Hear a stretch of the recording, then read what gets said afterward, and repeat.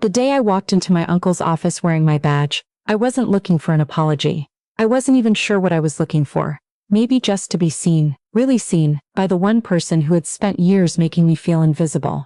But let me start from the beginning, because that moment in the lobby only makes sense if you understand everything that came before it. My uncle has always been the kind of man who fills a room. Not because he's loud, exactly, but because he carries himself like the room was built for him. He grew up poor in Windsor, the same as my mother, the same as me, but somewhere along the way he decided that the best way to leave poverty behind was to never acknowledge it had existed. By the time I was old enough to have memories of him, he had a house in Oakville, a company that managed commercial real estate properties across the GTA, and an opinion about everything and everyone. He had opinions about my mother's choice to raise me alone after my father left. He had opinions about the neighborhood we lived in, a two-bedroom apartment in a part of Hamilton he referred to, always with a slight wince, as that area. He had opinions about my grades, my friends, my future, my choices. What he didn't have, what he never seemed to have, no matter how much I wished for it, was faith in me. I remember the first time I really understood this. I was 16 and I had just been accepted to a summer science program at McMaster University. It was competitive. They took 40 students from across Ontario, and I was one of them. My mother cried when the letter arrived. She called her sister. She called our neighbor Mrs. Chen downstairs. She stood in our small kitchen, with her hand over her heart like she was trying to keep it inside her chest. My uncle came over that Sunday for dinner. I showed him the letter. He read it, nodded, and handed it back to me. "That's nice," he said. "Science programs are a dime a dozen though. Don't let it distract you from your actual grades." My mother's face went very still. She turned back to the stove. I folded the letter and put it in my pocket, and I didn't take it out again for a long time. He wasn't cruel. I want to be clear about that. He never said anything that was technically wrong. He just had this particular skill. I think he believed it was wisdom, of finding the ceiling in every room, of making sure you understood exactly how far you could go, and not an inch further. With me, that ceiling was always low. I was a girl from Hamilton with a single mother and a modest scholarship to a school that wasn't U of T or Western. So what was there really to celebrate? I think about him sometimes when I'm sitting in briefings, surrounded by people who have been making decisions that affect thousands of lives, and I wonder if he ever understood what he was doing. Not just to me, to the version of me that could have been shaped differently, that could have believed, younger, that the ceiling was made of glass and not concrete. But we can't rewrite the past. We can only tell the truth about it. I got my undergraduate degree in biochemistry from the University of Guelph. I worked 2 part-time jobs through most of my second and third year, one at a coffee shop on Stone Road, one at a campus lab as a research assistant. I survived on student loans, a part-time bursary from the university, and my mother's love, which she sent in the form of containers of food packed carefully in coolers and driven up to me every few weeks on a Sunday. My uncle contributed exactly once, $200 toward my first-year textbooks, given with the kind of gravity that suggested he expected a plaque in return. I didn't get into medical school on the first try. Or the second. I got waitlisted both times. And those 2 years of waiting are something I don't talk about often, because the only word I have for them is grinding. I worked as a clinical research coordinator at a hospital in Toronto. I volunteered, I studied for the MCAT again. I rewrote my personal statement so many times that the words stopped looking like words. I moved into a basement apartment in Scarborough, with 2 other women I found through a Facebook group. And we all became the kind of friends that only people surviving something together can become. My uncle called once during that period, to tell me that one of his friend's sons had just been accepted to Queen's Medical School. He thought I'd like to know. I thanked him and hung up and sat very quietly on the edge of my bed for a while. I got in on my 3rd application. I got into a program in Ottawa, which meant leaving Toronto, which meant leaving my mother further behind than I'd ever been. She drove me up herself, with the car packed so full, she could barely see out the rear window. And when she hugged me goodbye in the parking lot outside my building, she held on so long I could feel her heartbeat. Medical school is not something I will try to describe in detail, because anyone who has been through it already knows, and anyone who hasn't can't fully imagine. What I will say is that it asked me for everything I had, and then it asked for more, and I kept giving it. I was not the smartest person in my cohort. I was not the most naturally gifted, but I was the person who would stay in the simulation lab until midnight, who would read the same case study 4 times until I understood not just the answer but the reason behind the answer. My uncle sent a card when I graduated. It had a generic lighthouse on the front. Inside he wrote, "Congratulations, glad it all worked out." No exclamation mark. My mother kept the card. I didn't have the heart to tell her I'd barely noticed it. My residency took me back to Toronto. Internal medicine, which I had chosen because it asked the most of me. Because it sat at the intersection of everything. Because the complexity of the human body at that level was the only puzzle I had ever found that I couldn't get to the bottom of. I matched at a hospital downtown, one of the large academic health sciences centers, and I threw myself into those years the way I had thrown myself into everything before. Completely, and without a safety net. I got to know the city differently as a resident. I knew which Tim Hortons near the hospital was open at 3 in the morning. I knew the smell of the hospital at 4 a.m., that particular combination of antiseptic and quiet, that doesn't exist anywhere else. I knew how it felt to walk out into the winter air after a 24-hour shift, when the cold hits you and you're so exhausted that for a moment you can't remember which direction your apartment is. And slowly, over those years, I became someone I hadn't been before. Not just a doctor, something more specific. A person with a point of view, with a practice philosophy, with a reputation for being the one in the room, who caught the thing everyone else had missed. I finished my residency. I completed a fellowship in hospital medicine. And then, 3 years ago, I was recruited for a position I had never let myself fully imagine when I was a girl in Hamilton, carrying acceptance letters my uncle couldn't bother to celebrate. I became the chief of medicine at a mid-sized hospital in Mississauga. Not Toronto General, not Sunnybrook, not one of the names people recognize at dinner parties, but a real hospital, with over 300 beds and a department of 47 physicians, and a community that depended on us in ways that felt, every single day, like the most important work in the world.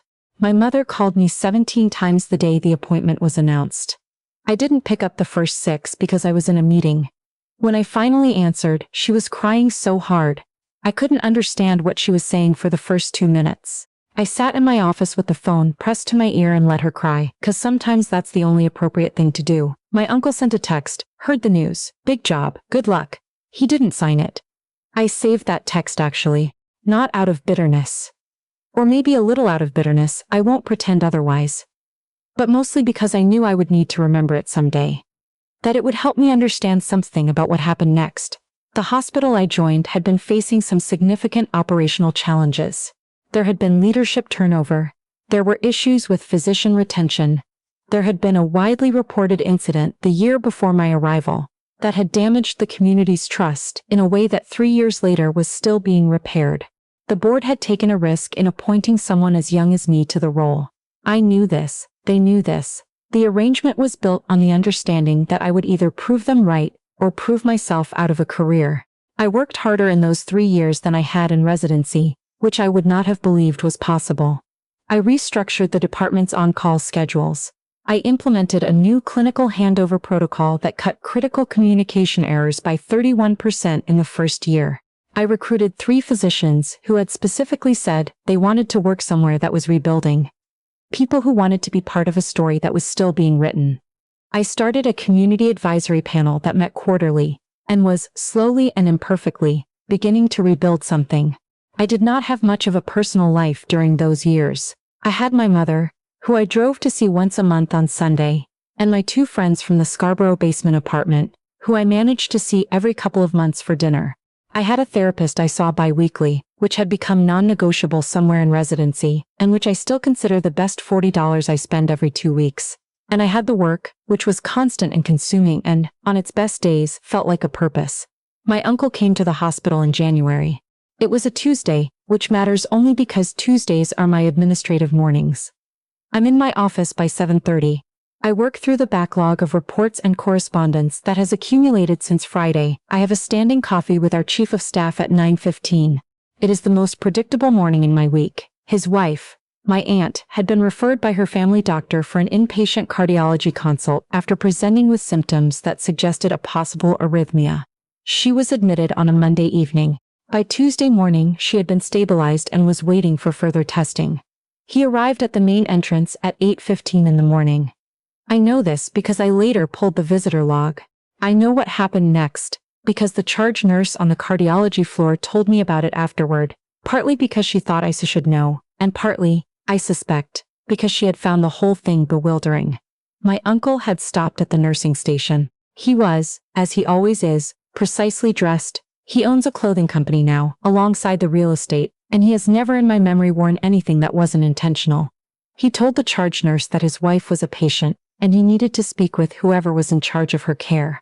The charge nurse told him the attending cardiologist would be making rounds and could speak with him at that time. He said that wasn't good enough. He said he had a meeting at 10 and needed to speak with someone now. The charge nurse, her name is Sandra, and she has 22 years of nursing experience, and the kind of calm authority that only comes from having handled every possible version of a difficult situation, told him politely and without a flicker of frustration that the care team worked on a schedule and that they would make every effort to accommodate him. He asked to speak with the chief of medicine, and Sandra, who did not yet know that the chief of medicine was related to this patient, went to her phone and paged me. I was in my office. I was halfway through a report on our Q4 patient satisfaction scores and on my second coffee. When the page came through as a family member request on cardiology, I assumed it was a situation I knew about, a complex family meeting that had been scheduled for later in the week and perhaps been moved up. I picked up the report, left my office, walked down the corridor and took the elevator to the 3rd floor. I turned the corner onto the cardiology ward. He was standing at the nursing station with his back to me, in the charcoal overcoat he'd had for at least 5 years, and for one strange suspended moment, I felt exactly 16 years old again, standing in a Hamilton kitchen with a letter in my hands. Then Sandra looked up and saw me and said, "Dr. Osi-Mensah, this gentleman is asking to speak with the physician in charge. His wife is the patient in 314. My uncle turned around. I will not forget his face in that moment for as long as I live. Not because of what it told me about him, but because of what it told me about time, about how long things take to arrive, and how quietly they do it. He looked at me. He looked at the badge on my lanyard. He looked at Sandra. He looked back at me. I said, "Uncle, I heard Auntie was admitted last night. I came up to check in." He said my name very quietly. I said, "Why don't we go somewhere we can talk?" I took him to the small family meeting room at the end of the hall, the one with the box of tissues on the table that I've always thought should be called the difficult newsroom, because that's what it is. I sat across from him and I told him what I knew about his wife's situation, which was general overview only since cardiology wasn't my department, and I told him the attending cardiologist was an excellent physician and that my aunt was in good hands. He listened. He nodded when he was supposed to nod. And when I finished, he was quiet for a moment, and then he said something I hadn't expected. He said, "I didn't know you were here." I said, "I've been chief here for almost 3 years." He said, "Your mother mentioned it." I suppose I didn't realize.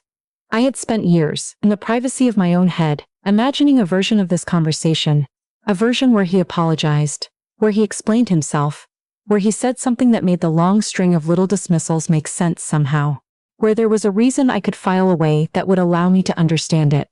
There was no reason. There never is with people like this. I understood that, sitting in that room. He had not dismissed me because of anything real. He had not dismissed me because he knew something about my limitations that I didn't.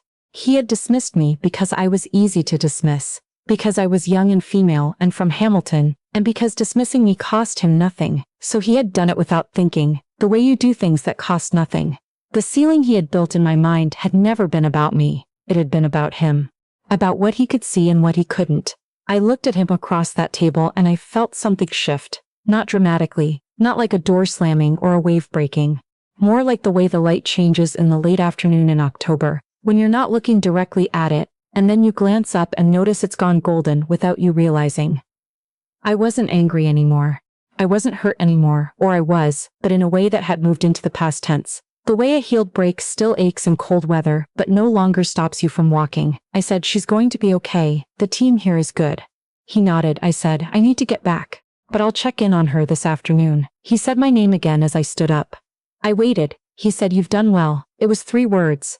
Not a speech, not an apology, not the acknowledgement I had spent years constructing in my imagination. Just 3 flat, plain words from a man who had always economized with praise the way some people economize with money. As if there's only so much to go around, and spending it on others means running out yourself. 3 years earlier, I think those 3 words would have meant something to me. Not everything I'd hoped for, but something. I would have held them in my hands the way I held that McMaster letter 30 years ago, and turned them over, looking for the warmth inside. But I'd stopped carrying things for him to fill a long time ago. I thanked him. I told him to let me know if he needed anything. I walked out of that room, and back down the corridor and into the elevator, and I stood there for a moment as the doors closed. Alone, watching my own reflection in the metal. I thought about my mother. About all the Sundays she drove to Guelph, with food she had packed carefully because she knew I wasn't eating enough. About the way she had stood in that parking lot in Ottawa with her hand on my back, as long as I would let her. About the 17 missed calls on the day my appointment was announced. She had always seen the ceiling for what it was. A thing other people built, not a fact about you. I had learned it too. Not quickly and not without cost. But I had learned it. My aunt was discharged 4 days later, with a confirmed diagnosis and a clear treatment plan. She sent me a card from Oakville. A handwritten one, with a pressed flower on the front, that said she was proud of me and had always been proud of me, and that she hoped I knew that. I put it on my desk beside the picture of my mother and me at my graduation. My uncle did not send anything, but I stopped expecting him to a long time ago. There's a question I get sometimes, from junior residents and medical students who are trying to figure out how to keep going, when the people closest to them don't seem to believe in what they're building. They want to know how you sustain it, how you keep showing up when the validation isn't coming from the places you expected. I never have a perfect answer. I tell them what's true, which is that at some point you have to decide that the doing is the point, that the life you're building is for you, and the people who depend on you, not for the person who couldn't not coming. I tell them it takes longer than you think, that the grief of not being seen by someone who should have seen you doesn't just resolve. It matures into something quieter, something you can carry without it weighing you down every day. And I tell them what my mother says, which she has said to me in various forms, since I was a girl in that Hamilton kitchen, that the people who can't celebrate your becoming are usually just people who never fully became themselves. I don't know if that's entirely true, but I've lived long enough now to know that it's true enough. I belong in the life I built. I know that now in a way that doesn't need anyone else to confirm it, and that finally, after everything, is enough.